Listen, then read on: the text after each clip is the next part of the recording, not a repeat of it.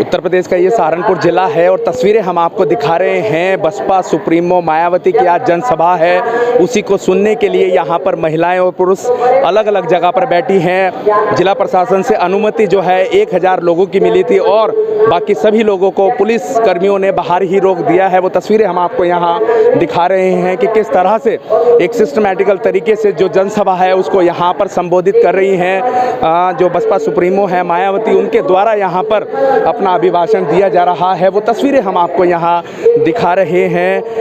1000 लोगों के बैठने की व्यवस्था यहाँ पर की गई। हालांकि कल मौसम यहाँ ख़राब था, लेकिन आज सुबह से ही यहाँ पर जो है धूप निकली हुई है और उसी को देखते हुए यहाँ पर पूरा जो सोशल डिस्टेंसिंग का सिस्टम है उसको भी गाइडलाइन को फॉलो किया गया है। वो तस्वीरें हम आपको यहाँ दिखा रहे हैं इस जनसभा स्थल से। बाकी जो भीड़ है उसको बाहर ही रोक दिया गया है, किसी भी तरह से यहाँ पर भीड़ भाड़ ना हो उसके लिए काफ़ी संख्या में पुलिसकर्मी यहाँ पर लगाए गए हैं एसएसपी आकाश तोमर के द्वारा। वो तस्वीरें हम आपको यहाँ दिखा रहे हैं इस जनसभा स्थल से। तो तस्वीरें हम आपको यहाँ दिखा रहे हैं जनसभा स्थल की, जहाँ पर बसपा सुप्रीमो मायावती जनसभा को संबोधित कर रही हैं और जो बसपा समर्थक लोग हैं वो यहाँ पर बैठकर अपने नेता की हर एक बात को ध्यान से सुन रहे हैं। वो तस्वीरें हम आपको यहाँ दिखा रहे हैं इस जनसभा स्थल की, जहाँ पर अलग अलग व्यवस्था जो है वो बनाई गई है। महिलाओं के लिए अलग, पुरुषों के लिए अलग से कुर्सियाँ, अलग से कैबिन बनाए गए हैं, जहाँ पर किसी भी तरह की कोई दिक्कत परेशानी ना हो।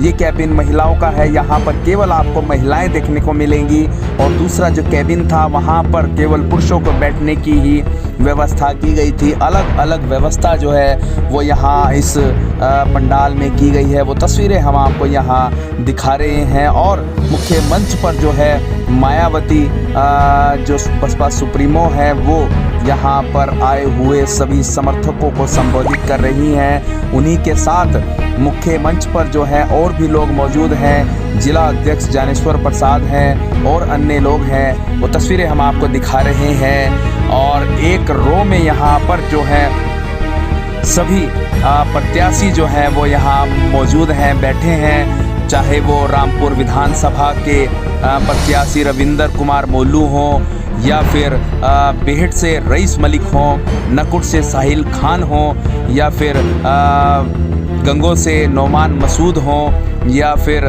देहात विधानसभा से अजब सिंह हों या फिर सहारनपुर महानगर सीट से जो पंजाबी चेहरा पहली बार सहारनपुर महानगर सीट से बसपा ने उतारा है मनीष अरोड़ा को, वो भी यहाँ इस मंच पर बैठे हैं। पूरे जो मंडल हैं, मंडल की 16 विधानसभाएं जो हैं उनके प्रत्याशी यहाँ पर अलग से इस जगह पर उनकी जो है एक अलग से उनका एक मंच बनाया है और सामने ही जो है मुख्य मंच है, वहाँ पर बसपा सुप्रीमो मायावती है और यहाँ पर चौधरी राजेंद्र सिंह जो देवबंद से प्रत्याशी हैं बहुजन समाज पार्टी के, वो भी यहाँ मौजूद दिख रहे हैं और सभी प्रत्याशी जो हैं वो यहाँ पर हैं, चाहे वो किसी भी तरह से है। तो वो तस्वीरें हम आपको यहाँ दिखा रहे हैं। मुख्य मंच से जो मायावती हैं वो संबोधन कर रही हैं और मुख्य मंच पर ही जो उत्तराखंड और पश्चिमी उत्तर प्रदेश के प्रभारी हैं शमसुद्दीन राइन, वो भी मुख्य मंच पर मौजूद हैं। एमएलसी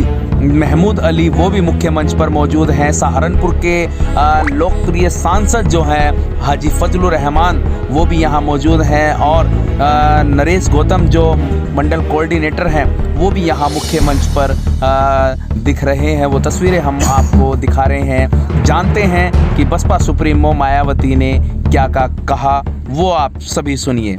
काफी ज्यादा उपेक्षित महसूस करता रहा है। इसके अलावा इनकी गलत आर्थिक नीतियों के कारण यहाँ गरीबी, बेरोजगारी व महंगाई आदि भी काफी ज्यादा बढ़ी है। खासकर चुनाव घोषित होने से पहले तो डीजल, पेट्रोल व रसोई गैस आदि की आए दिन बड़ी कीमतों ने भी जनता की काफी ज्यादा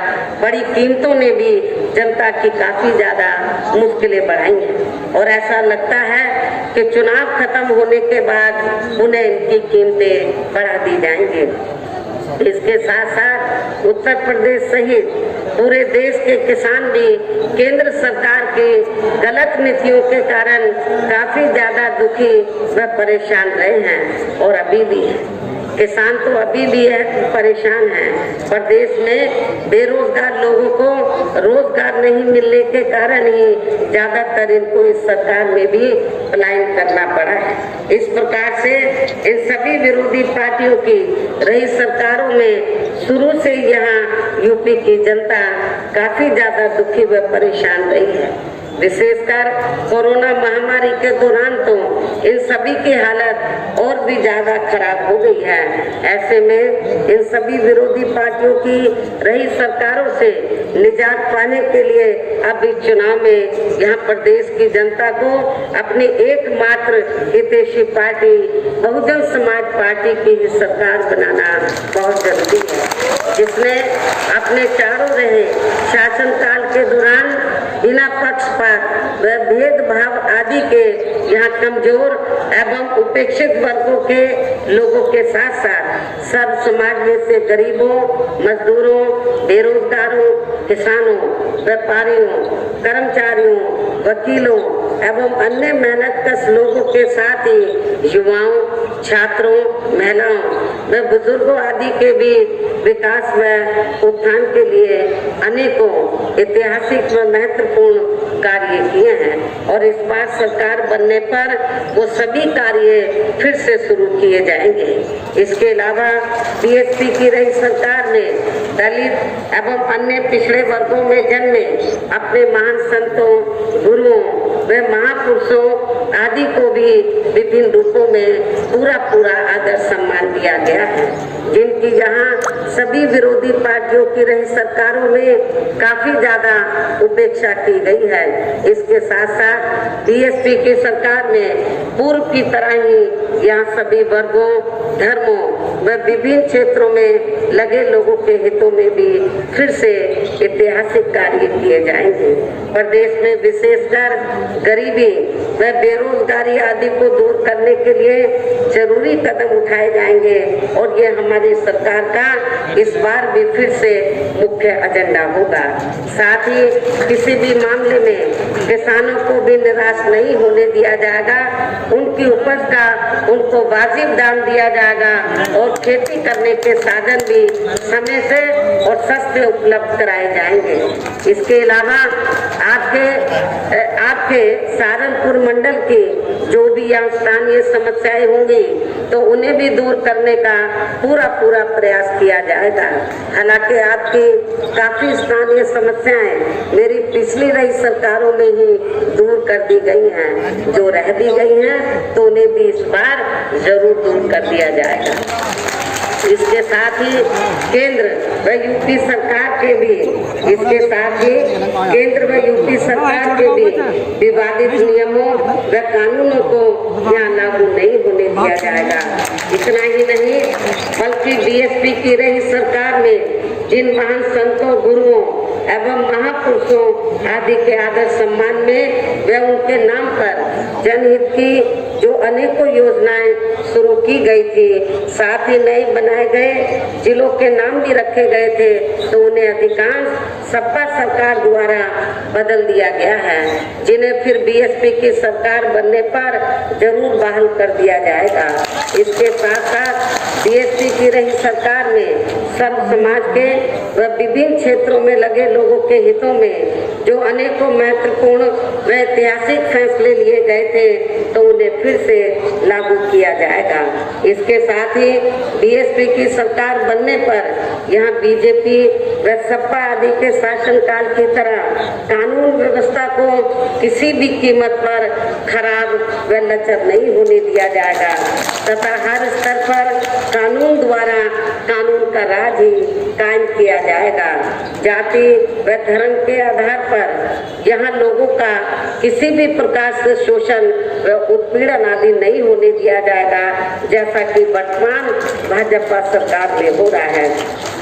खासकर कानून व्यवस्था को बेहतरीन बनाने के लिए विशेष अभियान के तहत वह दलगत राजनीति से ऊपर उठकर यहाँ गुंडों, बदमाशों, माफियाओं व अन्य अपराधी एवं अराजक तत्वों को भी जेल की सलाखों में ही भेजा जाएगा, जहां मेरी सरकार ने इनकी जेल के बाहर नहीं बल्कि जेल के अंदर ही सही जगह होती है।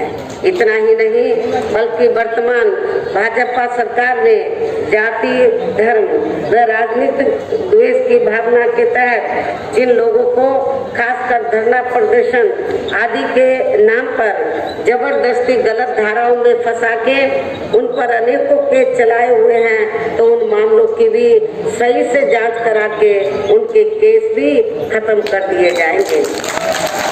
अर्थात वर्तमान भाजपा सरकार ने प्रदेश की जेलें जो अधिकांश ऐसे लोगों से भर दी गई हैं, तो उन्हें खाली करा के केवल यहाँ आपराधिक तत्वों को ही रखा जाएगा। इसके अलावा प्रदेश में खासकर शिक्षा के क्षेत्र में व अन्य और विभागों के भी कर्मचारी जो आए दिन जो बीएसपी को लेकर ओपिनियन पोल व सर्वे आदि दिखाए गए थे और बीएसपी को नंबर 3 पर दिखाया गया था, लेकिन जब रिजल्ट आया बीएसपी नंबर 1 पर आई और बीएसपी की बहुमत की सरकार बनी। तो इस बार भी आप लोगों को इनके ओपिनियन पोल और सर्वे आप लोगों को गलत साबित करने हैं, ऐसा मैं आप लोगों से दरखास्त करती हूँ। अपील भी करती हूँ कि अपने सरकार बनाकर इनके ओपिनियन पोल और सर्वे आपको फिर से गलत साबित करने होंगे। इसके अलावा वोट पड़ने से कुछ घंटे पहले पार्टी को नुकसान पहुंचाने के लिए विरोधियों द्वारा मेरे नाम से या पार्टी के अन्य किसी भी वरिष्ठ नेता या उम्मीदवार आदि के नाम से भी फर्जी पर्चे बांटे जा सकते हैं, जिससे आप लोगों को ध्यान देना है। इसके साथ ही पूर्व की तरह इस चुनाव में भी विरोधी पार्टियों ने विभिन्न रूपों में जो अपने हवाई व प्रलोभन भरे चुनावी घोषणा पत्र आदि जारी किए हैं, जिन्हें सत्ता में आने के बाद ये पार्टियां अधिकांश अमल में नहीं लाती हैं, तो उनके बहकावे में भी आपको कतई नहीं आना है। जबकि इस मामले में बीएसपी किसी भी चुनाव में विरोधी पार्टियों की तरह अपना कोई भी चुनावी घोषणा पत्र आदि जारी नहीं करती है, क्योंकि बीएसपी कहने में बहुत कम बल्कि कार्य करके दिखाने में ही ज्यादा विश्वास रखती है। और ऐसा हमने यह यूपी में अपनी चारों रही सरकारों में करके भी दिखाया है। इतना ही नहीं बल्कि हमारी पार्टी की चारों रही सरकारों ने प्रदेश में बिगड़ी हुई कानून व्यवस्था को सुधारने के साथ साथ प्रदेश के विकास व आम जनहित के लिए जो असंख्य अति महत्वपूर्ण कार्य किए हैं, वो अभी तक यहाँ किसी भी विरोधी पार्टी की सरकार ने नहीं किए हैं, बल्कि ज्यादातर उन्हीं कार्यों के नाम व स्वरूप आदि बदलकर अब विरोधी पार्टियों की सरकारें उन्हीं को ही भुनाने में लगी है। लेकिन उन कार्यों के प्रति इनकी नीयत व सोच सही नहीं होने के कारण उसमें भी ये पार्टियां ज्यादा सफल नहीं हो पा रही हैं। और अब मेरा यही कहना है कि आप लोगों को इस चुनाव में अपने हित व कल्याण के लिए या फिर से यूपी में बीएसपी की सर्वजन हिताय व सर्वजन सुखाय की नीतियों पर आधारित सरकार बनाना बहुत जरूरी है। और इसके लिए पार्टी के लोगों को वोट पड़ने वाले दिन कोरोना नियमों का भी पालन करते हुए सबसे पहले सुबह उठते ही व समय से अपने अपने पोलिंग बूथों पर अपना वोट डालने के लिए जरूर जाना है। इसके साथ ही आपका वोट अन्य कोई व्यक्ति ना डाल सके, इसका भी आप लोगों को खुद ही ध्यान रखना है। इसके साथ साथ अपनी पार्टी का कोई भी वोट पड़ने से ना रह जाए, तो उसका भी पार्टी की हर पोलिंग बूथ की कमेटी को विशेष ध्यान रखना है। इन्हीं जरूरी बातों के साथ ही अब मेरी बीएसपी के लोगों से यही अपील है कि कि पार्टी ने यहाँ के सहारनपुर मंडल में जिन भी विधानसभा की सीटों पर अपने उम्मीदवारों को चुनाव के मैदान में उतारा है, जो यहाँ आपके बीच में दरमंच पर मौजूद भी हैं, तो उन्हें आप लोगों को वोट वाले दिन अपनी पार्टी के हाथी चुनाव चिन्ह के सामने वाले बटन को दबा के जरूर जिताना है। भारी वोटों के अंतर से इनको जरूर कामयाब बनाना है और फिर से आपको यहाँ सन 2007 की तरह बीएसपी की अपनी पूर्ण बहुमत की सरकार जरूर बनाना है। तभी फिर प्रदेश में अमन चैन कायम होने के साथ साथ यह सभी धर्मों या वर्गों के लोगों का भी सही से विकास या उत्थान आदि हो सकता है। साथ ही यहाँ अन्याय अपराध है वे भ्रष्टाचार मुक्त एवं विकास युक्त वातावरण भी पैदा हो सकता है। और तभी फिर यहाँ परम पूज्य बाबा साहब डॉक्टर भीमराव अम्बेडकर एवं मान्यवर श्री कांशीराम जी आदि का भी सपना सही साकार हो सकता है। इस उम्मीद के साथ ही अब मेरा यही कहना है कि अब आप लोगों को हर पोलिंग बूथ को जिताना है और बीएसपी को सत्ता मिला है। इस विश्वास के साथ ही अब मैं पुनः अपनी पार्टी के इन सभी उम्मीदवारों को जिताने की पुरजोर अपील करते हुए अपनी बात यही समाप्त करूं। लेकिन इससे पहले मैं आप लोगों से ये भी गुजारिश करती हूँ, क्योंकि पिछले कई दिन से पश्चिमी यूपी में क्या पूरे यूपी में मौसम बहुत ज़्यादा खराब है, लेकिन खराब मौसम होने के बावजूद भी आप लोग यहाँ पर मुझे सुनने के लिए आए हैं, तो उसके लिए मैं आपकी बहुत बहुत आभारी हूँ। हालांकि पार्टी के वरिष्ठ लोगों ने मुझे ये कहा कि बहन जी मौसम बहुत ज़्यादा खराब है, दलदल हो गया, जमीन पे हेलीकॉप्टर लैंड नहीं कर सकता, तो मैंने इनको बोला पुलिस लाइन में लैंड करा दो, वहाँ से मैं बाई रोड आ जाऊँगी। लेकिन प्रोग्राम में मैं जरूर आऊँगी। मैं अपने लोगों को निराश नहीं करना चाहती हूँ और मैं आप लोगों को भी बताना चाहती हूँ कि जो भी बातें मैंने आप लोगों के सामने कही हैं, उन सभी बातों को आप लोग हर विधानसभा में पोलिंग बूथ में के क्षेत्र में जा जाकर मेरी बातों को, इन सब बातों को आप लोगों को बताना है और बीएसपी के उम्मीदवारों को आप लोगों को भारी वोटों के अंतर से जिताना है। याद रखो, वोट वाले दिन हो सकता है कि मौसम बहुत ज़्यादा खराब हो जाए, लेकिन मौसम से डरना नहीं, बल्कि आप लोगों को खराब मौसम में भी सुबह उठते ही सबसे पहले अपने अपने पोलिंग बूथों पर जाकर अपने उम्मीदवारों को वोट डालना है। हमारे पार्टी के जो उम्मीदवार यहाँ स्टेज पे खड़े हैं, इनको भारी वोटों के अंतर से जिताकर यूपी की असेंबली में जरूर भेजना है। इस उम्मीद के साथ ही अब मैं अपनी बात यही समाप्त करती हूँ। जय भीम, जय भारत।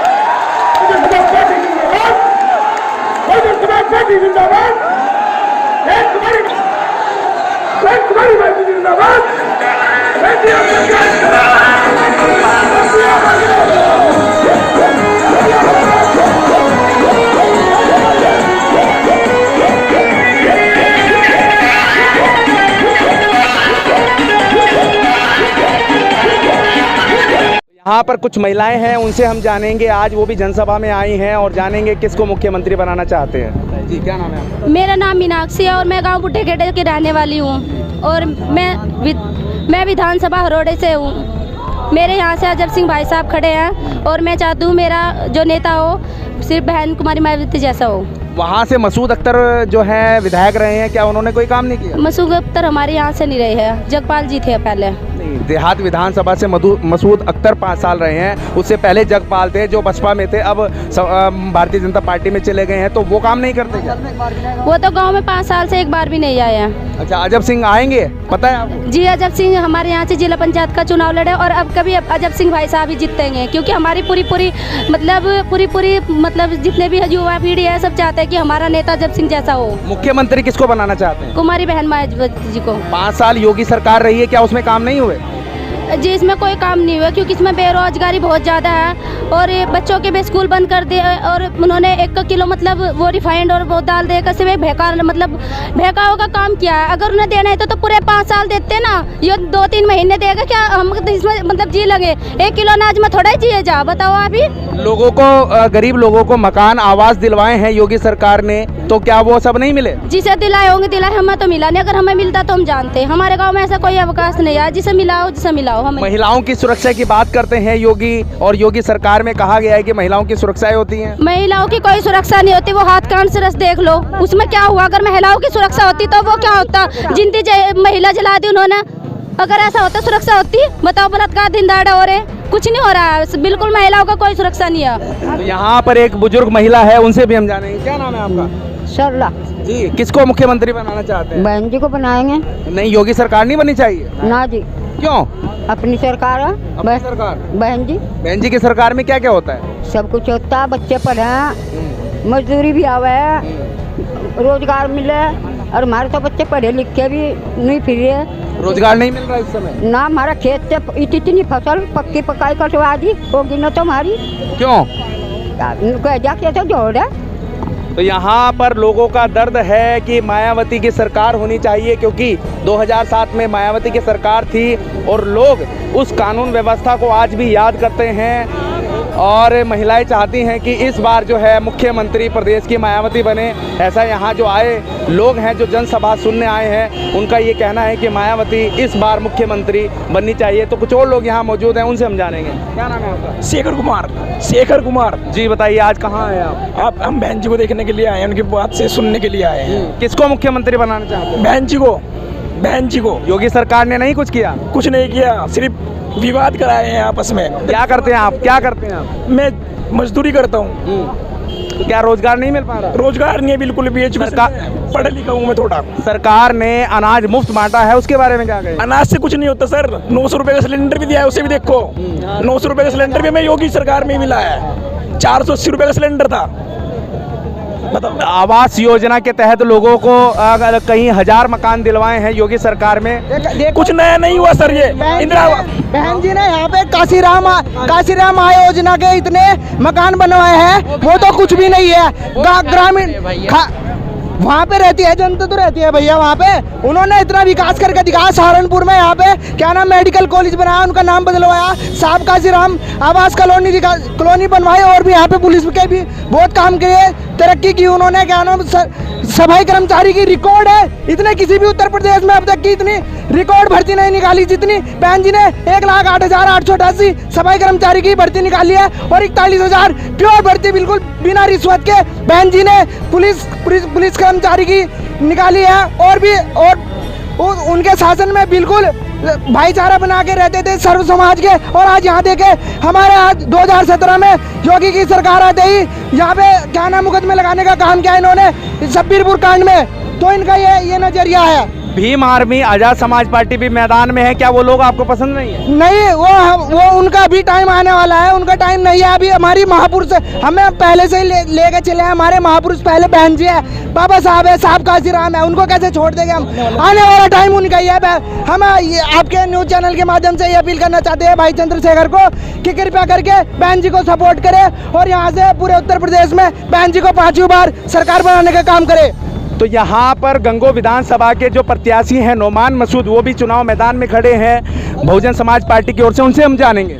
जी सर, आज बहन जी आई हैं, तो कैसा जोश आपके अंदर भर के गई है? पूरी बहन जी पूरे मंडल में जोश भर गई हैं जी, और निश्चित रूप से बसपा के सभी उम्मीदवार चुनाव जीतेंगे। गंगो में आप एक ऐसे चेहरे हैं, जबकि इमरान मसूद जो हैं समाजवादी पार्टी में चले गए हैं, बसपा से आप चुनाव लड़ रहे हैं, तो कैसा मान रहे हैं, कितने वोट आपको प्राप्त होंगे? सारा वोट मुझे ही मिलेगा, मेरे साथी हैं, सब वोट मिलेगा, और कोई कहाँ चला गया मुझे इससे मतलब नहीं है। तो निश्चित आपकी जीत होनी पक्की है? अल्लाह को पता है। नहीं, आप ही मसूद परिवार के एक ऐसे चश्मो चिराग हैं इस समय जो बहुजन समाज पार्टी के साथ हैं, तो कैसा आप महसूस कर रहे हैं? क्योंकि कद्दावर नेता वहाँ पर रहे हैं काजी रशीद मसूद साहब, जिनका नाम है सहारनपुर उनके नाम से जानी जाती थी, लेकिन आज परिवार में कोई भी ऐसा सदस्य नहीं है जो विधानसभा में हो, सांसद हो। देखिए मेरा कहना है कि मसूद परिवार से अकेला मैं चुनाव लड़ रहा हूँ, और बहन जी का एहसान है मुझ पर और ऊपर वहाँ जा कामयाबी मिलेगी। बहुजन समाज पार्टी ने 3 मुस्लिमों को यहाँ से टिकट दिया है और सबसे ज्यादा मुस्लिम लोगों को जो है टिकट दिया गया है, तो कैसा उसको आपको लग रहा है? ये साफ है, बहुजन समाज पार्टी मुसलमानों की हितैषी पार्टी है। तो यहाँ पर नोमान मसूद साहब हैं जो प्रत्याशी हैं गंगो विधानसभा से। उनका कहना है कि मायावती मुसलमानों की हितैषी है और उन्हीं के साथ जो है लगभग सभी मुसलमान जो हैं वो साथ में है और निश्चित उनका कहना है कि इस बार 5वीं बार जो है मुख्यमंत्री मायावती बनेंगी और उनकी विधानसभा से वो जो है विधायक चुन कर आएंगे, ऐसा उनका कहना है। सहारनपुर के टपरी से ये रिपोर्ट हम आपको दिखा रहे हैं। तो यहाँ पर नकुड़ विधानसभा से पूर्व प्रधान हैं, उनसे हम जानेंगे आखिर साहिल खान को मायावती ने टिकट दिया है, जबकि साहिल खान को समाजवादी पार्टी ने टिकट काट दिया था। वहाँ पर पूर्व मंत्री धर्म सिंह को जो है टिकट दिया है, जबकि उनका विरोध वहाँ पर पूर्ण रूप से चल रहा है, ऐसा लोगों का कहना है। हम जानेंगे उनसे। जी सर बताइए। जी क्या नाम है आपका? नरेंद्र प्रधान के नाम से। बताइए कौन आपकी विधानसभा में जीत रहा है और किसको आप वोट देंगे? हमारी विधानसभा में जो है साहिल खान जो है बहुत भारी मतों से जीतने जा रहे हैं और धर्म सिंह सैनी तो 30 नंबर हो जाएगा। पहले बसपा सरकार में धर्म सिंह सैनी रहे हैं और कई बार विधायक बने हैं, तो क्या इस बार उनको जो है वोट नहीं मिलेगा? अब की बार धर्म सिंह सैनी को 30 नंबर बजाएगा धर्म सिंह सैनी और जो है पूर्ण बहुमत में बहन जी की सरकार बनेगी। साहिल खान जो है लगभग जो है 30-40 हज़ार वोट से वहाँ जीतने जा रहा है। तो यहाँ पर नकुड़ विधानसभा के लोग हैं, उनका कहना है कि साहिल खान जो समाजवादी पार्टी को छोड़कर बसपा में आए और उनको मायावती ने टिकट दिया, पहली बार चुनाव लड़ रहे हैं और उनकी जो माताजी हैं वो वरिष्ठ सपा नेत्री रही हैं, उनको बसपा ने मौका दिया है इस बार विधानसभा चुनाव लड़ने का। तो नकुड़ से उनके जो समर्थक हैं, ऐसा उनका दावा है कि उनको जीत जो है मिल पाएगी। ये तस्वीरें हम आपको दिखा रहे हैं टपरी से। तो तस्वीरें हम आपको दिखा रहे हैं, समापन हो चुका है बसपा सुप्रीमो मायावती की जनसभा का और यहाँ पर सभी लोग अपने घरों को लौट रहे हैं। सहारनपुर से न्याय परिक्रमा के लिए प्रशांत वर्मा, मोनू कुमार की खास रिपोर्ट।